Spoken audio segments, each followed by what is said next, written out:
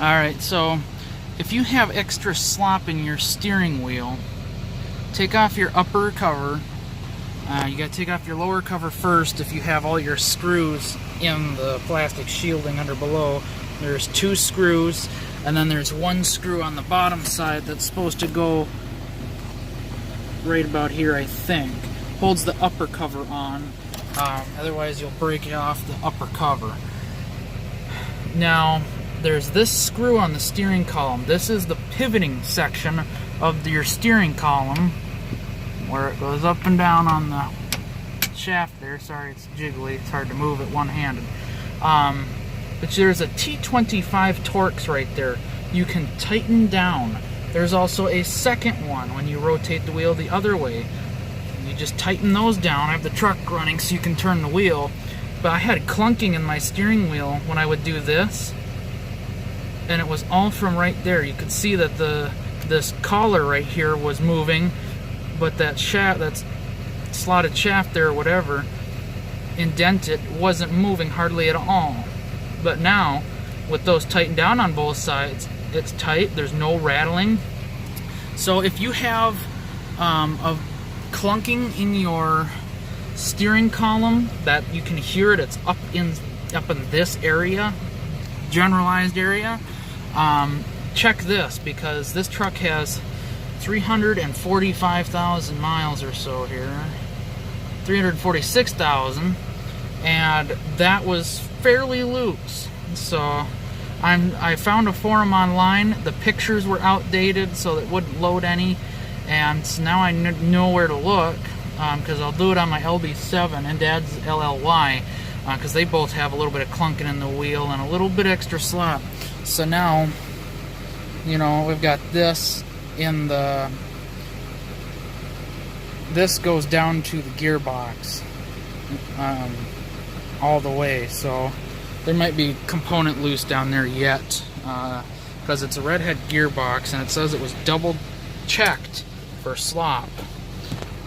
And if you need to remove your lock cylinder, it's just a bonus, because my key is janky. Here, I'll try and show you.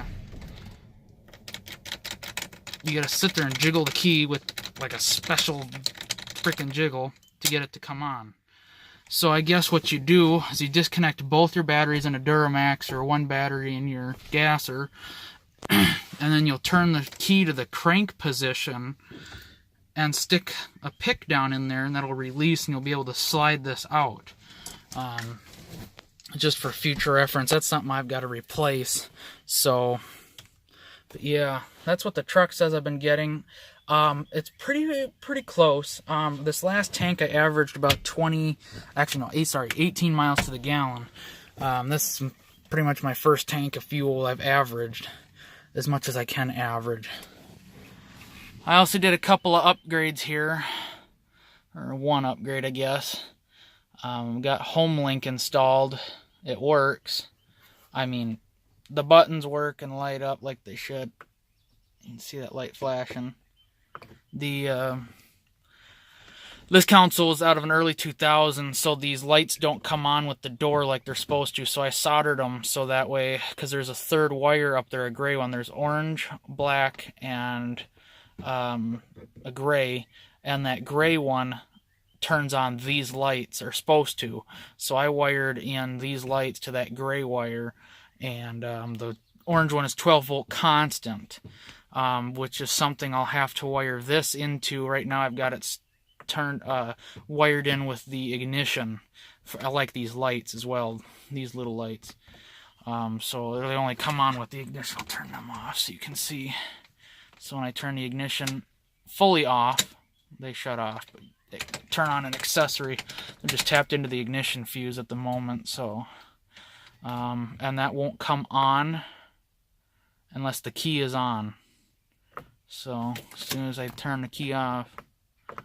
So anyway, I also installed a Pioneer radio in here, because the old radio was driving me nuts, so outdated, crappy audio quality. But now we've got this in it.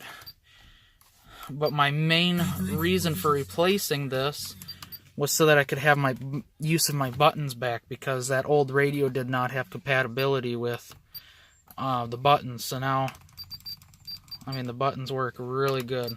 I don't know why it's not showing the volume. There you go. I mean, that's responsive. So that's nice. And that was $60 for the kit that will allow you to use your buttons. Or you can get the $130-some, $140, $50, whatever at Best Buy. The kit that's supposed to be kind of like a plug and play, I think.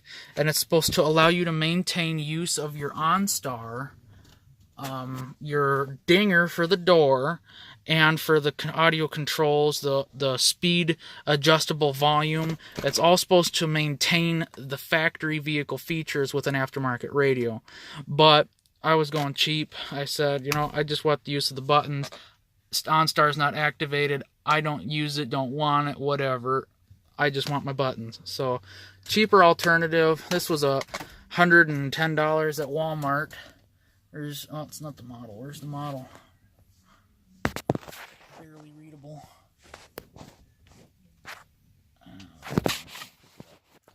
How about my lights now? There you go. It's the I can't read from back here. The 550, no, sorry, S501BT. So, $110 at Walmart. Better than my old Pioneer, which if you guys watch some of my earlier YouTube videos, my LB7, you'll see that. It's a similar design. Has the same exact features as my old one, except this one has the phone feature, which I guess doesn't have very good reviews, but whatever.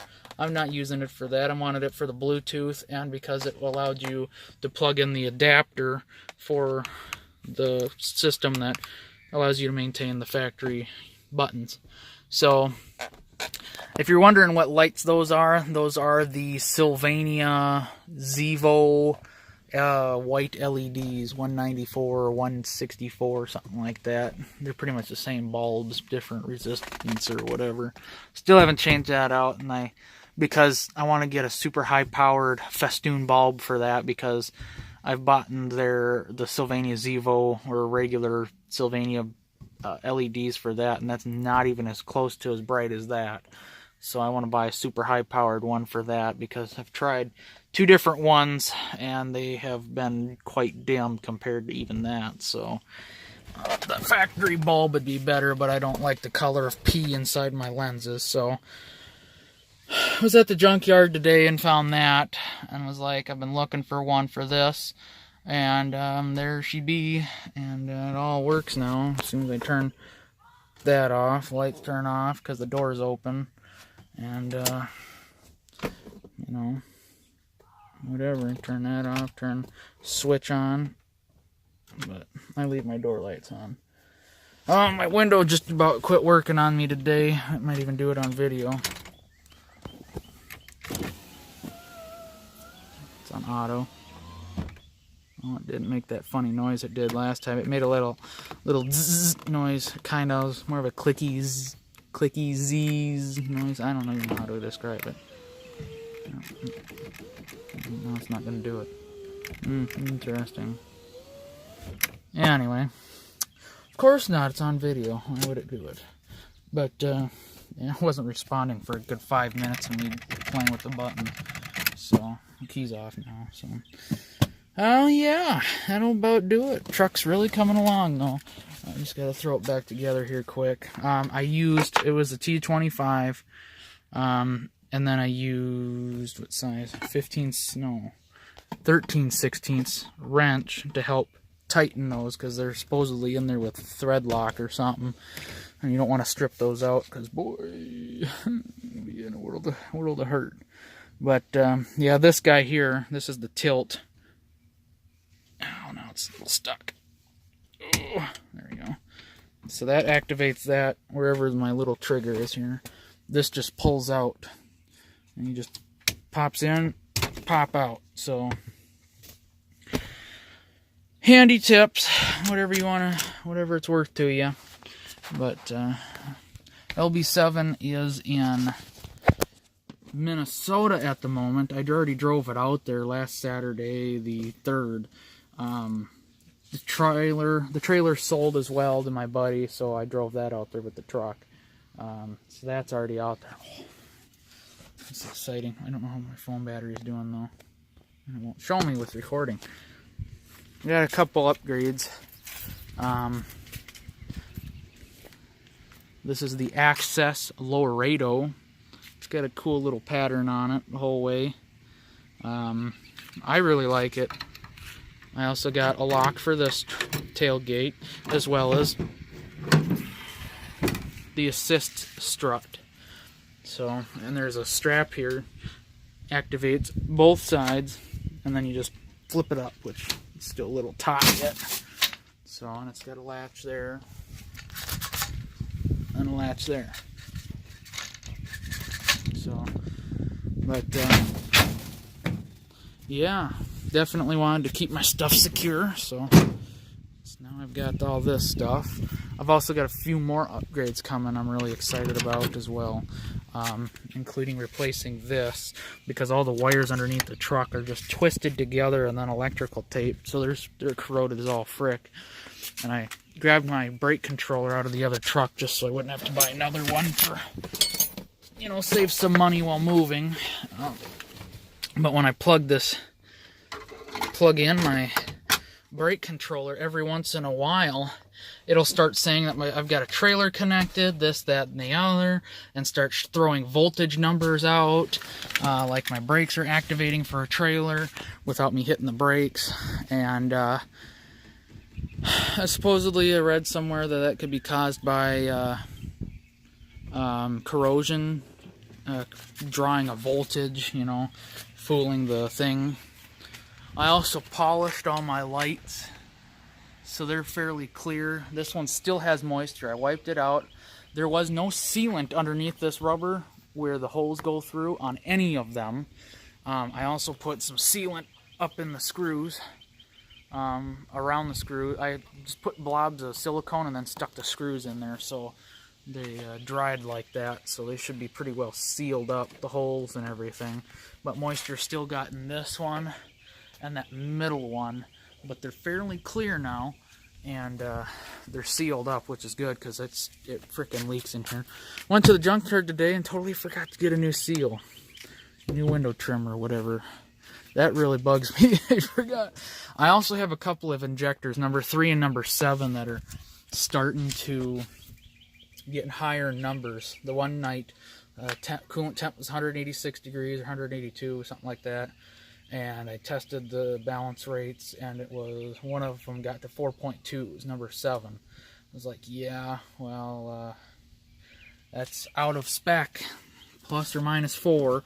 So I have to get some of that GM injector cleaner, get the hoses, let it run for an hour and a half, 2 hours, whatever it needs to do. Because when I started the engine up cold, it could be 90 degrees outside. I start the engine up cold, it hazes blue until it warms up, or halfway warms up or whatever. So it's just what I got to deal with.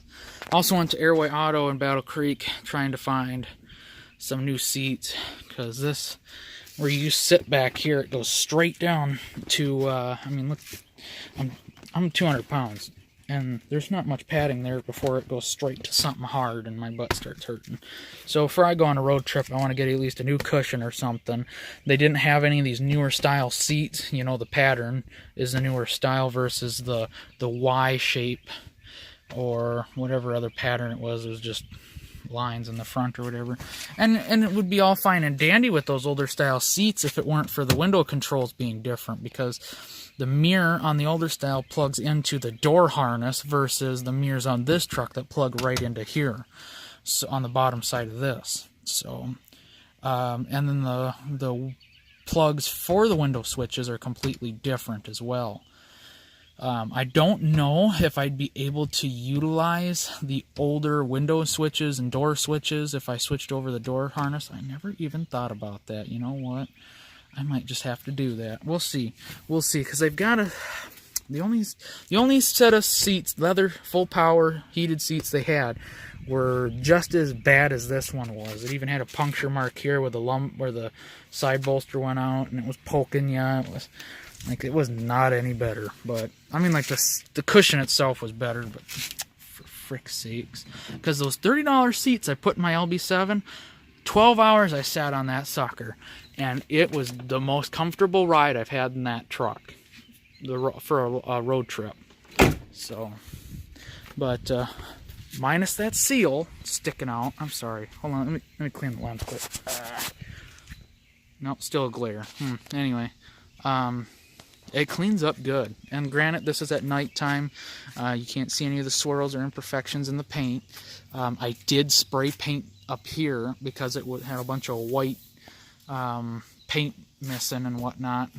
It's down to white primer or something.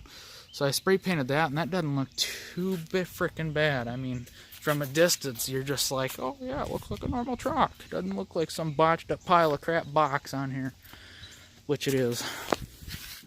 Big time. Now at the top on here, it helps make the bed a little more secure. There's also an exhaust tip coming finally. I don't know if you guys have watched that YouTube video, the world's most expensive diesel exhaust tip. It's a dual teardrop exhaust tip. I thought that looked pretty freaking sweet, and I'd really like to get one. Finally found out the price though. They said they do one for about $1,100, and he had some obnoxious size. I think he was going to 6 or 7 inches. I was like, oh yeah, it's huge. Dual teardrop, 6, 7, 8 inches, whatever it was. That's obnoxious. For me, I like my 4 to 5 inch. I'm just a classic, you know, cut and dry, I guess. So, two 5-inch teardrops I think would look pretty good, or even 2 4-inch. But he paid $15. They said they'd do it for $11. But I'm getting ready to move. I don't need an $1,100 exhaust tip. The one thing I do really want to get as soon as I move, or maybe even before I move, is the 2015 style mirrors. I'll have to see if I could find the link for those mirrors, because it came from a website. They are plug and play, and the only thing you have to do is wire up the one wire, well, 2 wires, sorry. You have to wire up the reverse lights or accessories, whichever you wire it up to. For the reverse, the high power or regular, whichever one you choose. And then because it's also a dual, it's park and turn, whatever options you select. You can have it just be a turn signal or a parking light, or both. And I want both, of course. So you just wire that one wire up to either your parking light or your turn signal, and it should work. So I'll have to find the link for that. Truckmaster has it. He's got a set of those on his truck. And I really would like to get a set for this, because those mirrors belong on an LB7. They're supposed to plug into your door harness. But that's not going to work on this truck, obviously. So, being a 2006 LBZ. So, we'll have to do some videos on Dad's truck when we finally get back to Minnesota. But his truck's an 06 LLY VIN 2. I think. VIN D. What is it a VIN 2 for an 06? It must be. But I guess the same thing as an LBZ. It's just got different tuning on it to make it. I guess everything is exactly the same as an LBZ. It's just different tuning. So lower horsepower rating. So we'll turn that up when we get that sucker built. Because his truck is stock as stock gets. It's even got a catalytic converter on it. Yeah. So we'll have to. He was even thinking about getting dual exhaust on his, so that would be something. That's something I thought would be pretty cool. You can smoke somebody out from both sides of the truck, but the way my LB7 looked, with just that one pipe sticking out, I was just like, that is mint. So you don't get much better than that. See one of our stray kitties out here? You're being goofy. What are you doing? What are you doing? Yeah. I call him Crybaby because he doesn't stop crying. What are you doing? This one's Patty. My goodness, you got kitties galore out here. They just dump them off, don't they? They're such nice kitties. Took a while to get them used to us, but our neighbors feed them and stuff. But anyway, so we'll get that wired up. I guess I might as well tell you what I got. I got vent visors for the front and rear, and a bug guard for the hood, which is going to be interesting because I don't have much of a gap. So I hope it doesn't ruin my $130 grill, which looks good, but you know, $130 is probably going to not last as long as I'd like it to. But these door seals on this truck aren't even that bad.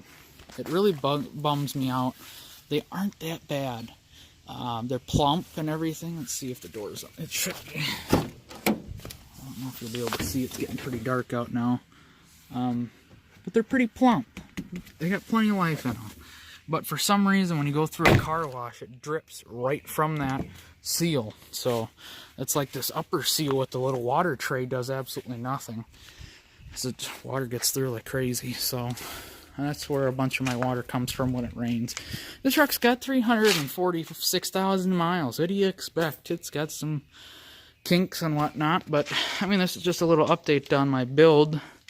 I'm making it how I want it, more or less. I'm going to try and keep it kind of plain Jane, so that way potential buyer comes along. I mean, the truck will be a lot more sorted before I sell it. I'm not going to sell it as is because I don't want it to be sold as is. Unless harsh times come along, which I will not have. It's going to get fixed. So, but, and it will be beautiful. A new bed, that'll really, really, really help. So, yeah. We even put new brake pads on it. New front rotors, because those were the ones that were grinding. You can kind of see on the rotor, maybe not, maybe not. Well, poo. Well, we'll do another video another day. But the brake pads haven't even settled on the rotor yet, because I had put the new pads on the old rotors for a few miles, and literally a few miles. And that scored the pads a bit, and it still hasn't fully seated on the new rotors. That's got a problem. Check engine light. I made a video on why you should not buy an Audi, and that still hasn't been uploaded, and that's quite a few months old now. But it's got check engine light P0299 for the possible diverter valve or the turbocharger. So we're going to start with diverter valve because the turbo was working perfectly fine. And then all of a sudden you start to do hard throttles and you don't get any more whistle and you don't get any more boost. So, not that it had much whistle to begin with, but you know what I mean. So, yeah, that's all that's happening in here.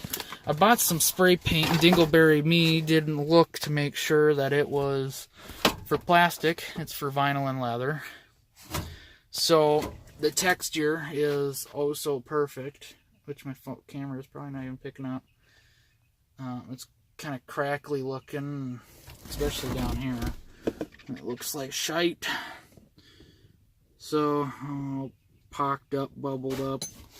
But, I mean, it's better than the black, you know, paint missing stripes that the dash has, which you can't even see because it's getting dark. But, I did end up finding a compass and temperature mirror for the LB7. I had that fully wired in. And I found a home link for the LB7. I had that fully wired in. That works. Fun fact here. Now, if you buy a new vehicle, like a 2000, anything before 2011, I guess it might be, they said if your garage door opener is newer than 2011, your home link will not work with it on an older vehicle. What year of vehicle? I don't know. But if you've done everything, which is program your remote to the home link, which I've done, and that's successful, and it still doesn't work, then you have to do the rolling codes, which is hitting the button on the back of your garage door opener to learn a new remote, which would be your home link. So you hit that button or have someone hit it. You have 30 shut up. You have 30 seconds to hit that button, get back in here and hit the button and hold it. Which oh, well, it's not going anyway, but that should program. If it doesn't, and your garage door opener is newer than 2011, then you know they make some kind of transponder, decoder, recoder, whatever. It translates the signal from your HomeLink to your garage door opener, and it should work. I think the lady said it was from HomeLink. The lady was like, it's only like $30 or something. Just do your research. You should be able to find the module pretty easy. Just say, it's even listed. You go to HomeLink's website. They should have a link to it, to that module that you supposedly just plug into your outlet in your garage to get your garage door opener to cooperate with your older HomeLink. So, fun fact, that should help save some people some headache, because I went through that. You know, I pulled out, this is my third HomeLink from the junkyard, and I'm like, why isn't any of it working? Because I had a HomeLink in my 2001 Seville SDS Cadillac, and the HomeLink worked beautifully, worked perfectly fine. And then I get this, my LB7, and I 2 years later finally get HomeLink put in it, and it doesn't work. Well, it's because we had our garage door replaced. The house is 7-8 years old, so that would bring it back before 2011 when the garage door opener was installed and brand new, and worked perfectly fine. Put a new garage door opener, finally get new HomeLink, or older HomeLink, and it doesn't work. And I call the lady, and she goes, oh, well, it's probably just this. And sure not, go to Dad's house, program the same way, the HomeLink to his ancient history-looking garage door opener, and bam, works. I'm like, freaking rights, dude. So at least we know my repairs were successful and not, you know, all for nothing. So, but we're getting there. I was planning on putting this in here or something, but you know what? I like those cubbies too daggone much. But this truck's getting better and better, and at some point I'm going to install the floor lights like the older trucks had, like my 01 to 02 LB7 has, because those are super nice. And all you got to do is just wire them into your courtesy light or something, because there's no reason to get rid of the floor lights. Look how dark it is. I mean, the camera's making it a lot worse, but I like my light. I like my light. So, anyway, that's the short version, 25 minutes long worth. I have plenty of videos. I haven't uploaded them because it takes ancient history to do out here with like 2 megs a second, if that sometimes. So once I get to Minnesota, I will definitely upload more videos, the videos I have. So this is a new video. I'll be uploading older videos, especially the one about do not buy an Audi or Volkswagen. They're the same thing. And a Bentley. Bentleys are the same, owned by Volkswagen. So El Junko, expensive junk. So life does go on though.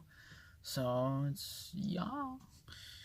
We'll be back in Minnesota July 28th. I should be leaving. So a new trailer should be here the 23rd or 24th. It gets done getting built supposedly the 20th, which is a Friday. Monday the 23rd, they said they should be able to have it there. 24th or something, I should be able to pick it up. So 28th, that Saturday, I should be leaving, which is fun because I've got to pack all of that, plus what's in the basement, in the trailer, all by myself. Yeah. Wish me luck. So, yeah, but all is well. Everything's working great. I'm driving great. I'm loving driving this truck. That 6th gear just is so awesome. So, all our temps are staying golden. Oh, what did I do? Oh, I did the power steering gearbox. This now has the red head gearbox, which I have a video on that as well. I also did the Pitman arm, which is also in the video. And just, you know, the clips. I don't do install videos. So, that's in the video. And then I got it aligned. Still pulls hard to the right. Steering wheel's fairly straight. It's most likely due to this driver left tire. Driver left. The inside of the tire is worn down from it being misaligned. So I'm thinking it's just pulling to the right because that inside tire is worn down. We'll see. Dad's got to send me my lug lock socket. I brought it with in the LB7 just in case. Didn't need it. Couldn't bring it on the plane, I don't think. I didn't want to chance it and had no access to it. So I figured I'll just have Dad send it to me. I'm still waiting on it. So, and I'll rotate the tires on here, and we'll see from there. So, but everything's going great. I couldn't be happier with this truck. I mean, $4,500 for the rolling chassis, or 43 even, I don't remember. 4128 for the engine, 120,000 or 150,000 miles, I don't remember. And the transmission shifts like a dream, has a couple of leaks at the shifter linkage and at the electrical plug where it's leaking through the pins. I will fix those issues. Other than that, there's a slight leak on the upper oil pan, probably from putting the engine in. I must have set it on the cross member or something, or slid it, and it didn't take much. It didn't crack it, but it wore it down just a smidge. It's just aluminum, and it's got a pinhole leak. It probably drips one drop every couple days. So that's going to be fun, because GM and Isuzu really made it fun to replace that upper oil pan, because you have to remove the flywheel to get at one of the bolts, or the flex plate. You get one of the bolts, which is really annoying. Really annoying, because you can get access to the other bolt, loosen it all the way, and not get it out with the flex plate, flywheel, the flex plate. But that left side bolt you can't get at. Great, guys, great. But anyway, so that'll do her. Won't drone on too much longer. So, alrighty, well, God bless, and hope you all enjoyed.